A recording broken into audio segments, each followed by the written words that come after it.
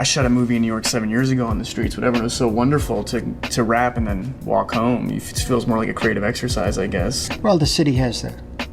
And they always use the cliche of the energy, but it does have the energy. Right. It simply does, because everybody's on top of each other. Right. I mean, look at it. All the buildings on top of each other. It's different from LA. LA is spread out. You get the car.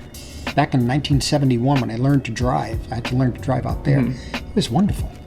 It's made for cars. Yeah. You know, and you just turn the music up. Your edge rots out there, though. Yeah, it tended to, but luckily I was able to do films like Taxi Driver, and then mainly because they saw Mean Streets and they wanted De Niro and myself together on that film. But it was a different New York. Oh, that was the New York of, Ford to City, Drop Dead. We shot it in the summer of '76.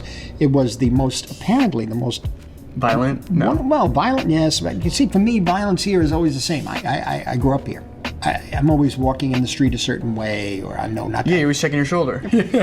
So the thing about it is, no, I just know I could see a person coming down that may not, because I grew up downtown in a rough Lower area, Side, right? in the Lower Side, when the Bowery was the Bowery, and it was pretty scary growing up as a kid. Yeah, but for me it was normal. Right. I was used to that. Well, I grew up in Hell's Kitchen, and Hell's Kitchen's changed a lot from when I was growing up. Because when I was growing up, it was still a little bit on the edge in the Port Authority bus terminal. And the Port Authority's kept its edge by nature, I guess. Yeah, it has. But the rest of the neighborhood is much more dressed up. Yeah. Come up a bit, but